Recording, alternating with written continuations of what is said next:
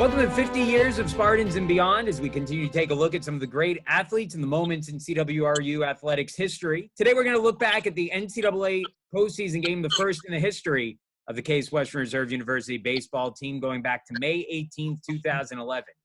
Spartans were coming off their second straight winning regular season under head coach Matt Englander after previously not having notched an above 500 campaign since 1996.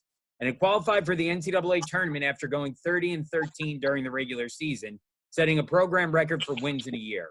The Spartans were the number 6 seed in the regional and set to face the third and nationally 15th ranked Adrian College in the opening game of the pod. That's the third seeded and nationally 15th ranked Adrian College in the opening game of the pod.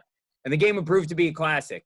Trailing 4-1 heading into the ninth inning, junior catcher Peter Zak hit a one-out pinch hit grand slam home run to give the Spartans the lead. And sophomore pitcher Jamie Hora closed out with a complete game win, a 1-2-3 bottom of the ninth for him to complete that victory. Today we'll talk about the game with three of the major influencers in that contest, head coach Matt Englander, Peter Zak, and Jamie Hora. Guys, thank you all for joining us today. Thank you for having us. Thank you. Awesome. Thank you for having us. No problem. Matt, I'm going to start with you, and we're going to go back, I think, a little bit here. And if you could tell us, you arrived at Case Western Reserve in 2007. Talk a little bit about what the program was like when you got there and then what it took to get it to the point where it's a postseason team in 2011. Yeah, it was in an interesting place when we first got there. I think my first year we had 16 guys on the team, 5 seniors who were really terrific kids. And I think we're grateful to have somebody that was working with them. The guy that was there before, I've never met him, but I know it just had kind of fallen into disrepair. And those guys I give a lot of credit to, that first team, because they played hard, they worked hard, and were some good leaders that ended up coming out of that group.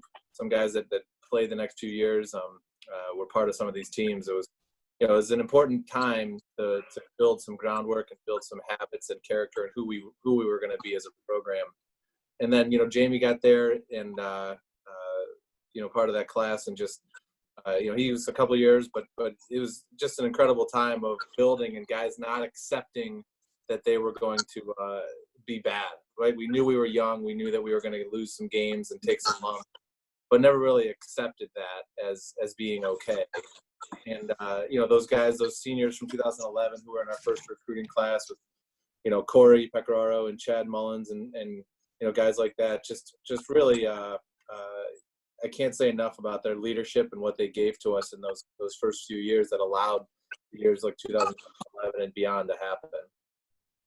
And, Peter, you came to Case Western Reserve from Brookline, Massachusetts, correct?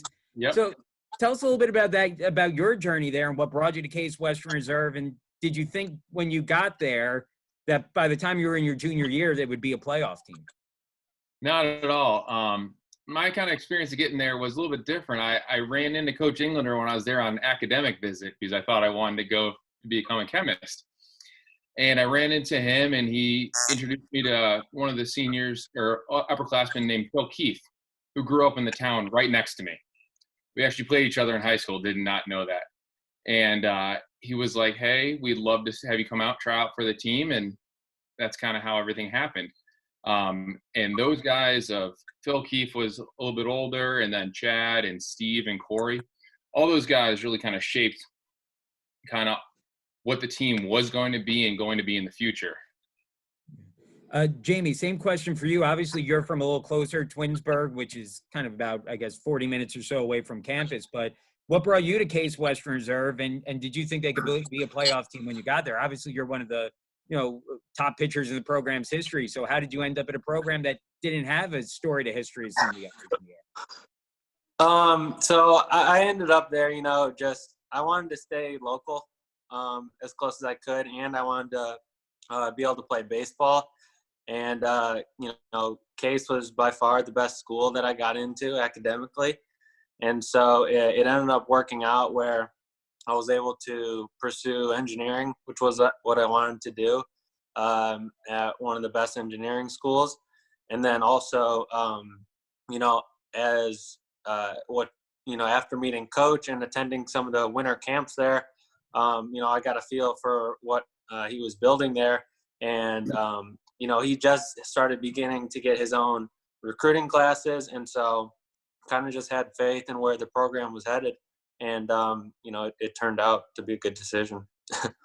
Matt, do you remember your first impressions of each of these guys, whether it's on the recruiting trail or on campus? Do you remember what you thought about them at the beginning? Yeah, I do. So, well, I'll start with Phil Keefe, the guy that Pete mentioned. So Phil was a freshman in 2007, my first year here. And he's the only freshman from that year that played for 4 years. He's the only guy that made it for 4 years. And we joke that nobody's ever done more with less than Phil did. He was not a very good player, and then he just decided he was going to become good. And he got stronger than everybody else, and he outworked pretty much everybody that he could imagine, and became a pretty good ball player. And Phil's just a terrific person. I have nothing but good things to say about Phil, so not a surprise that he helped recruit Pete here. Pete's a funny one because he had sent some video and stuff, and we had never seen him play. We weren't very interested in him. He did some really goofy things at home plate. He was big and slow and kind of ugly, as you guys can see on the screen now. But, I ran into he's exactly right. I remember it like it was yesterday. I would park my car at the Beale parking lot on like the 5th floor or something, and I get downstairs, and there's this huge kid walking with his mom out the door, and I hold the door open, or I think Pete, you held the door open for me. Yeah. And you saw my baseball shirt. He said something. He said, "Oh, I'm Peter Zak," and I had recognized the name from the emails and everything. So I said, "This kid he's big at least, and he's a pretty good kid, and he's a lot better, more coordinated than it looks like." So we set him up with, talking to Phil and said, "Hey, like, you got a chance if you come here. We'd love for you to try. You got a pretty good chance to make the team." And Pete's another guy, like, he fit right in from a work ethic, from a character perspective, and understood he had a ways to go, understood that he was behind a kid who was, a year older than him, Steve Bills, who was in our first recruiting class, who was a really fantastic catcher. And Pete didn't care. He's like, I'm going to work my tail off. I'm going to be able to contribute somehow. And obviously he picked a pretty good moment, at the regional, and then had a pretty good senior year as well. But he was Pete's a great player for us, great kid, just terrific individual. And I think, what are you going to be a surgeon? Is that the story now, Pete? Yeah, in a couple more years I'll be done. So yeah, which is a good idea. And then Jamie, we recruited Jamie pretty hard. He's from Twinsburg, which is the town and the rival of my high school. And his assistant coach in high school was a friend of mine. Is a friend of mine. He's now the head coach at Twinsburg, but he was my JV coach when I was in high school, my freshman year. And I went to watch Jamie play one game. And we were recruiting him pretty hard. And I'm talking to I can't remember which coach it was. I don't know that it was the guy that I know, Coach Luca. But I said, we really like Jamie. We're hoping he comes. And whoever it was, this is one of Jamie's high school coaches, says, "I don't think he can pitch in college. He can barely pitch in high school." And I said, "Well, you're wrong, man. He's going to come to us and win 1 million games. So just don't screw it up." And he came, and he's still tied for our career record for wins with 24 in a career, and just. Jamie's a bulldog. I don't think anybody ever saw Jamie get on the mound to face him and say, "Oh gosh, guys, we're in trouble today. Like, this guy's stuff is just too much." But they were in trouble because he was just much more competitive, had a great feel for what he was doing. His changeup was basically invisible. And I think in that game against Adrian, I remember calling pitches the last 4 or 5 innings. And Jamie, if you threw 10 fastballs in the last 5 innings, I think we miscounted. I don't think it reached double digits. It was curveballs and changeups the whole way after you gave up a few of those runs, and just competed, and you were never coming out of that game, that's for sure. Yeah. Well, and we'll certainly talk a little bit more about that game, but as well, just a little bit. I do want to ask you, Matt, if you can tell us a little bit about that 2011 team. I know you shared a little already, but just your thoughts on that team. I know it was one of the top hitting teams in the country that year. You had some really good bats, but is there anything that stands out about their personality or anything like that? Yeah, it was a fun year. We had been really wanting to get to the NCAA tournament. And, I think the first goal that we had was to break the school record for wins, which was 19, and we did that the year before. And then we had been talking ever since we recruited that first group, like, hey, we want to go to the tournament. We want to go to a World Series. This was always the goal. And so with that senior class, we talked a lot about making the tournament, making a run, doing everything we could. And those guys were relentless. I mean, I can't say enough about the leadership from Steve Bills and Corey Pecoraro, Chad Mullins, Devin Dye. I mean, those guys got so much out of themselves. They were guys that were lightly recruited, if at all. Chad Mullins was named the National Player of the Year that year. We were the only school to recruit him as a senior in high school. Nobody wanted him. He was going to go to Toledo and be an engineer and not play. and he decided to come here and play and was the best player in the country as a senior. So these guys worked so hard and were so competitive. It was almost, we're not going to let ourselves fail type of thing. And, a lot of times our guys just willed themselves to win. From a baseball perspective, we could really hit. I mean, our team could really swing the bat, and we could not pitch. We used to joke that the pitching plan was to pitch Jamie and then a bunch of relievers. And Jamie basically was going to throw a complete game, and then we were going to piece the rest of it together. And we got about halfway through the year. We got swept at Heidelberg, and it was, I don't know, we were 13-10 or something like that, 10-8, 8 and whatever we were, right around 500. And we decided we were going to pitch Jamie whenever he was ready. And then we were going to, the rest of the games, we were going to put the outfielders, basically lean them up against the outfield wall and just tell the pitchers, don't walk people, throw it over the plate. And we're going to win games 11-10. Like, just make them hit 3 singles to score a run, because we're going to hit doubles and home runs. And we started winning. The guys did a really good job. I mean, Ray Kelly, Josh Suvak, Brad Potter, I mean, these guys just threw it over and were competitive. We played some really good teams. And we started to turn things around. We started to, we scored a ton of runs, but we started to limit what teams were doing against us, and just kind of caught fire that way. Matt, you mentioned the idea that your pitchers would, kind of, throw, just be bulldogs. You said that about Jamie, and that's certainly one of the things that stands out about those teams, watching them from a distance, was how tough they were. Jamie and Peter, I'm going to ask you both this. The other thing that stood out about those teams is that they always seem to have a good time. I remember, fishing for runs on the, in the dugout, if I'm not mistaken. That was that team. There's 4 years of a "Come on, Brett" chant that still haunts me to this day. Can you talk a little bit about that? Just about, like, it seemed like you were having a lot of fun also, in addition to winning ball games. Yeah, it was madness. And we really bonded just as a team. And it really started pretty much, I know the team doesn't do it now, but, well, you guys do your spring trip still. But when we did our spring trip, it was in Florida, and those were our conference games that we played. So, the competition was elevated, and, the games meant something to us. And, usually around that was about the second or third week of the season. That was really when the team started bonding. And from that point forward, that was like, we would, people would get silly in the dugout, and but it was just a fun atmosphere to be around, and it reflected in the play. And I think people we enjoyed each other as a team, and everything played through. Yeah, and I agree with that. And I think a lot of that was the people that Coach had brought in. A lot of us were, as like he said, weren't heavily recruited during his first couple of years, but we all had a very similar work ethic of, we're going to outwork anybody. And we spent a lot of time, not just on the baseball field, but off the baseball field together. That year in 2011, I lived with 8 other baseball guys. We hung out morning, noon, and night. So that camaraderie was part of our DNA. We couldn't get enough of each other, and we had so much fun playing baseball together that I still think back on those times. And I think that's what kind of really solidified us as having a lot of fun playing, and really translated to wins on the baseball field.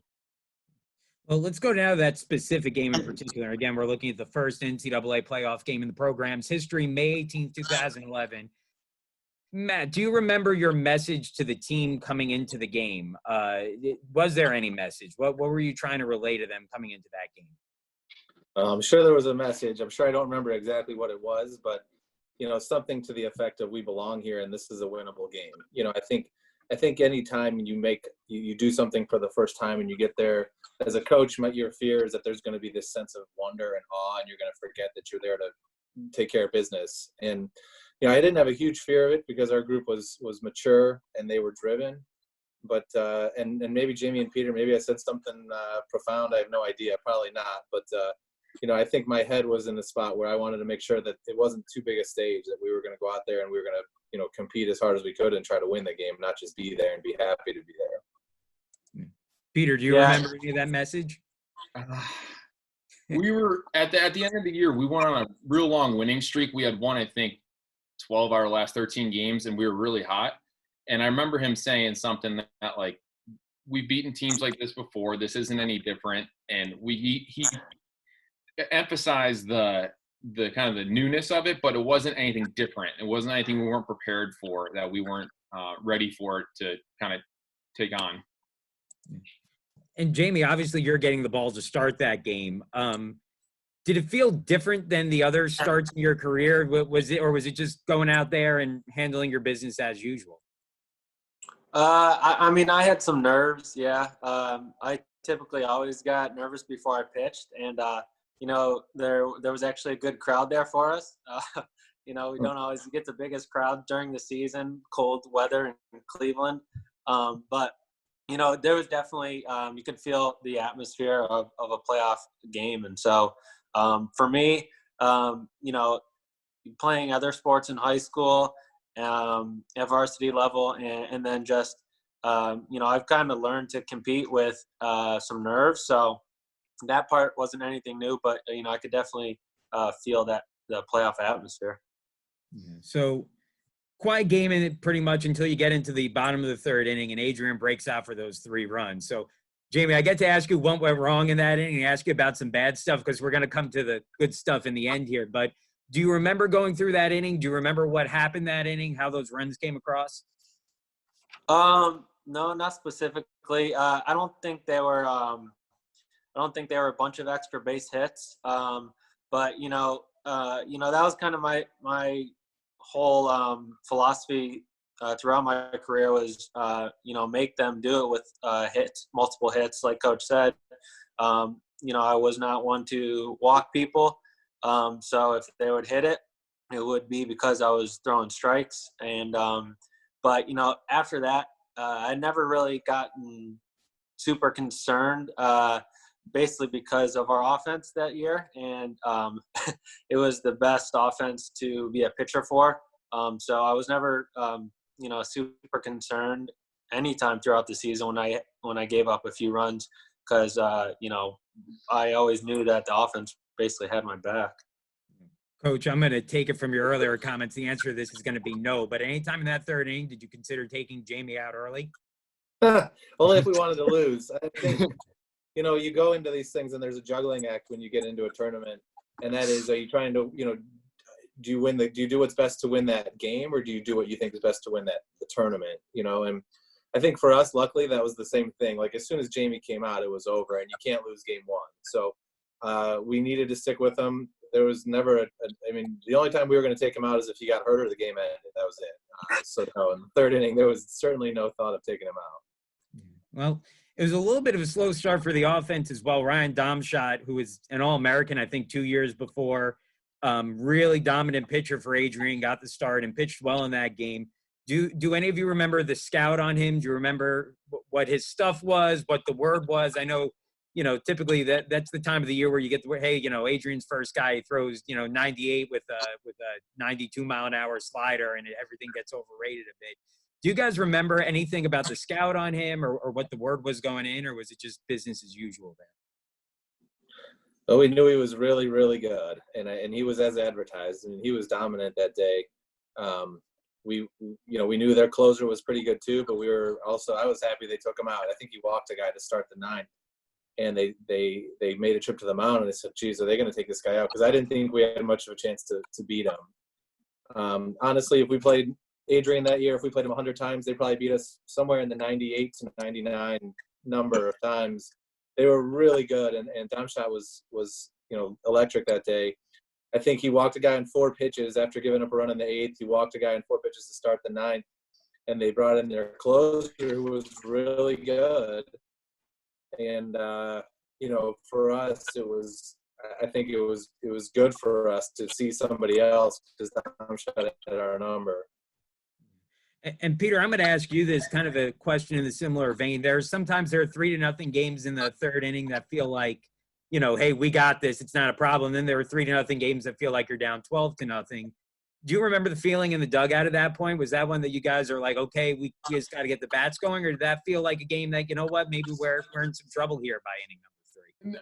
I never felt like we're in any trouble that year, offensively against any team.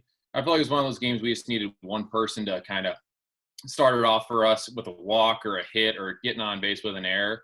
and then the next person will pick them up, and we'll kind of get the train rolling. We like to say, get off the train when it's on the tracks, is what we used to say during that year.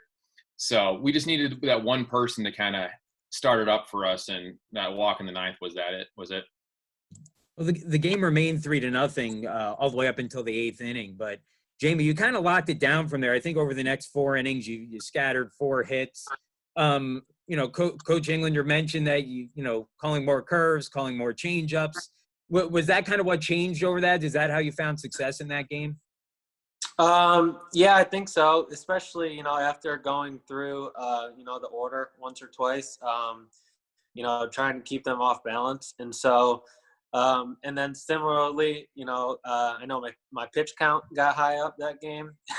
And so, into those mid innings and later innings, with less on the fastball, that was also part of it as well. So the team finally got on the board in the 8th inning. It was a 2-out RBI single from Chad Mullins. Matt, you mentioned he was the D3 player, the D3Baseball.com player of the year. So did getting that first run, and I'll put this out to the group, did getting that first run feel like it unlocked something a little bit? Obviously, you didn't take the lead into the following inning, but getting that first run on the board, did that change the aspect of the game at all? Well, listen, I mean, before that, Dom Shot was invincible, right? So we at least we got to him a little bit, and I think it had a tangible effect in the 9th when they decided to make a pitching change after he walked the first guy. I think it's harder to do that if he's throwing a shutout as opposed to, he just gave up a run, now he walked a guy. So yeah, I think it changed the game from our perspective mentally, and that, we can score off this kid. We can do it. We'll keep pushing. We'll keep doing things, the way that we've learned to do them, the way that we've done them all year. But then it had a tangible effect in the game with some decision making, I think, that Adrian made. So you get the run in the 8th, and then in the bottom of the 8th, Adrian gets a run back. So all of a sudden it's 4-1 again. And Jamie, I promise you I'll ask you some positive questions here too. Do you remember the thought going through your mind when you stepped off the mound, heading to that dugout for, your team down 3 going into the 9th? Do you remember what your thought was after giving up that run and going back to the dugout? Well, personally, it's just really deflating to a team, and it can be at least after we're down the whole game, we get one back. As the pitcher, that next half inning, you really want to keep the momentum and on your side with the team and shut them down 1, 2, 3.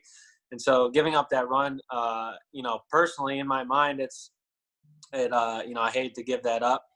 Also, not just because it's an additional run, but it's also just the atmosphere of, the team. And so, while that was going on in my mind, inside the dugout, everyone still stayed positive and stayed upbeat. And, that we know happened in the 9th. Yeah. Well, we'll get to the 9th here too. And Peter, I'm going to start with you when we start talking about that 9th inning. I read the game recap, and you mentioned you thought you might get an at-bat in the 8th inning. It ends up being put off to the 9th. But I imagine starting that 8th inning, you started to get the feeling like, hey, I may get a chance at something here at some point, I imagine, right? Yeah, at that point of the year, I was kind of being used mostly as a pinch hitter kind of late in games to kind of give us a little something on the offense. And kind of we had a runner on in the 8th, and I thought maybe I could get a pinch hit there. So I was getting ready. And then in the 9th, once they got someone on, coach looked at me and said, all right, if this next person gets on, you're going to hit. So I started kind of mentally preparing in the 8th to get ready for the 9th. Yeah. So we get to the 9th. Brett Osula draws the leadoff walk. That chases Dom Shot from the game. You're right, Matt. That was a 4-pitch walk. They turn to their closer. Bobby Marco singles, so it's 1st and 2nd with nobody out. Corey Pecoraro strikes out for the first out, but then Steve Bills walks to load the bases. And that's when Jimmy Abed was due up, but Peter, you pinch hit. Matt, talk a little bit about the plan in your mind heading into that inning. And obviously, Peter shed a little light on that as well. But I imagine you had a plan to get him into the game at some point, and that was kind of the ideal scenario for you. But was that your plan all along? If we get a chance to tie or take the lead, we get to that spot in the order, we're going to see Peter in there, I imagine. Yeah, so there was only a couple places we were going to hit Peter, and One of them was for Jimmy Abed, and the other one was, and it would have been really difficult to do emotionally, but Domshot's left-handed, so the first two guys of the inning come up, they're right-handed, and then Corey Pecoraro, a lefty, is up third. So the thought was, if there's two guys on and nobody out, and it's lefty-lefty, we might hit Peter there. We're not going to bunt down 3 with 2 guys on. So the thought was possibly he would be ready to hit for Corey Pecoraro. I don't think I'd have had the stomach to take Corey out of the game, and I think he would have probably tried to rip my head off if I had. But that was the first spot where we said, okay, if it's still a lefty on the mound and there's 2 guys on, nobody out, we'll get Peter in, because Peter, the idea was he's going to hit a home run, he's going to hit a double. We weren't interested in replacing a guy that we needed to put him in when we needed a single. We wanted him to be the tying run or the go-ahead run. So it was either going to be Corey or it was going to be in the 9-hole for Jimmy. And so once there was once Corey came up, once they had the righty in, we let Corey hit. Figured, we're probably going to get to Jimmy's spot in the order anyway, unless we go strikeout double play or something like that. We'll probably get to Jimmy's spot here anyway, and that'll be the time when we get Peter in the game. So that's what ended up happening. Okay, so Peter, now I'm going to turn to you in that at bat. So first of all, do you remember? Take it through this way. Do you remember? You saw 2 pitches in the at bat. Do you remember the first pitch, and obviously, do you remember the second pitch and what you got? Just take us through the at bat. What was going through your mind there? I think I saw a fastball low and in for a ball my first pitch. I knew it was close, but luckily I called it a ball. And kind of watching him, he was someone who was always around the plate. So I knew the next pitch was going to be somewhere around the plate, given the fact that I was a 9, batting in the 9 spot and a pinch hitter. I was assuming he's going to throw another fastball, and that's what I was sitting on. And like Coach had talked to me earlier in the year, he doesn't want me to hit singles. I'm not going to leg anything out. So I was looking fastball. He threw one middle in, and I honestly don't even remember hitting the ball. I just remember looking up at second base. I put my head down and ran, and I see Coach Englander going crazy, and that's really all I remember. Well, I was going to ask you, what do you remember after the home run? Do you remember crossing home plate? Do you remember getting congratulated by teammates? Anything? Yeah, so when I hit it, I knew I hit it well. I thought it was going to be a double. So I put my head down, didn't even look up at the ball until I was about 4 or 5 steps away from second base. And I looked at Coach Englander to see if I needed to go to third or not. And he's jumping up and down. And I look around. I was so confused. I see the umpire doing the home run sign. And I was like, did I really just hit this out? I guess I did. And then it was just pure joy running around the bases and hitting home plate and being congratulated by everybody. It was surreal.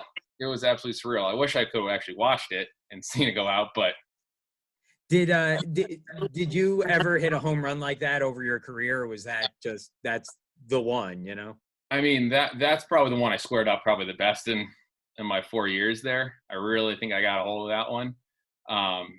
But nothing like that where I felt like I had really connected with the ball. Yeah. Matt, do you as a coach, do you get a second to enjoy that, or is it pretty much, okay, now we're up 5-4, like let's figure out the rest of this game? Well, I mean, listen, there wasn't much to figure out. Like, Jay's going back out there and he's going to try to get 3 people out before they score a run or 2. So in that respect, it was easy. Like, we weren't taking him out. I knew he was, as soon as we took the lead, I felt pretty good about the fact that, like, Jamie was going to shut him down. He's just too tough of a kid, too good of a pitcher to go out there and give up a run after we take the lead or score a run again. I mean, like you said, it was out of character for him in the 8th to, when we score and get some momentum, to come out and they sneak one across. I knew coming back out after we took the lead in the 9th, there wasn't going to be much of a chance for them to score against us. I don't think they sniffed first base. I think he went 3 up, 3 down. But yeah, I definitely enjoyed it. I mean, listen, I was way into it. It was a really just unbelievable moment and kind of a culmination of a lot of years of work and relationships with the guys on the team. And I was so happy for Peter. I mean, I think that was one thing that I remember thinking at first when I saw him, when the ball left the ballpark and he was rounding second base, I was so happy for him in that moment, because it's really hard to do what he did, right? To walk onto a team, to be behind a kid who's a senior captain at his position and stay ready to, capitalize on his opportunity. it's just an unbelievable thing that that home run, I think, was a moment of his life, but it was really kind of a culmination of a lot of years of doing things the right way over and over again. So I was so happy for him, that it, not just that we hit the home run, but that it was him that did it. I thought it was just really unbelievable. Jamie, we'll talk a little bit more about the bottom of the ninth here in just a sec, but do you remember watching the home run from the dugout and what was going through your mind at that point? Yeah, I was just in awe. It's one of those. It's like it's a movie situation, a pinch hit home run to take the lead, and so that was all that I was thinking about. And then quickly after that, my mind transitioned to getting focused for my next half of the inning. So that's what I knew was coming next, and how I didn't want to let the team down. Okay, so I'm going to ask this question, and I know what the answer is going to be. I'm going to ask it anyway. Matt, Jamie was at 128 pitches at that point in the game. No thought of taking him out. If that game was still going, he would still be in right now. Fair enough. I just thought I'd ask, but you mentioned the pitch count. Like, we didn't. I don't even know that we knew it. Like, we didn't care. Like, that's one of the advantages of throwing like 80 miles an hour is that you're not really going to hurt your arm. So whatever, go get him, man. Well, in that case, Jamie, I'll turn to you now, and if you can, take us through that ninth inning because Coach E say, hey, you're a tough guy, but it wasn't like you were facing the bottom of the order either in that ninth inning. You faced the top of that Adrian order and what was a pretty potent offense. What do you remember about that ninth inning going out there and take us through as much as you do remember of it? Yeah, I don't remember, who was coming up to bat or whatnot, but I know I had so much adrenaline going at the time, and I just remember my even just my warm-up pitches. Everyone was exactly where I wanted to throw, and then I know, there was just I guess so much focus and concentration at that time. I don't remember any other like outside noise or fans or even guys, fielders playing behind me. I do just remember like being in the zone and it going quick. Yeah, catching from Jamie, I don't think he missed a spot. I think it was like 11 pitches or something like that. He hit my glove. I didn't move it once that entire last inning. So I was about to say he threw 10 pitches in the inning. 9 of them were for strikes, which is unbelievable. Yeah. And that includes the first 6 pitches. It was ground out, strikeout, and then another ground out to end it. And yeah, like that's, to begin the inning with 128 pitches and then to throw, 9 of your next 10 in the strike zone is, I don't know how many people could do that no matter how good you are, whether it's a major leaguer or not, which is pretty impressive right there.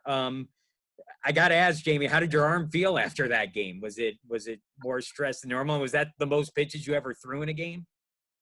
I think it was the most ever in a game until maybe the next year or the year after. But definitely up until that point it was. But, immediately after the game, it was just kind of normal soreness after I had iced up and stuff. I do remember, it was either that night or the next day, coach telling me to get ready to come back on 3 days. And so the next couple days, while we're, team was practicing or getting warm up, I was just running poles. So I ran a lot over the next couple days preparing, trying to get ready.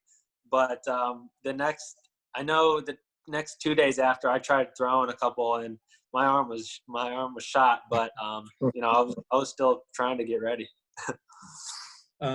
Matt, looking back at that game, and obviously the first NCAA tournament game, but what the program has kind of changed over the years. Where I think you made the tournament as much as you missed it over the course of the last few years. The expectations are different. You haven't had a losing season now since 2009. Talk about, did that game feel like a step towards success, a key step towards success for the program, or was that just another game in the line? Well, it wasn't another game in the line. I think for me, it was hard to project what it would mean to us in the future, right? Because at that moment we didn't know how we would be in the next 10 years or anything like that.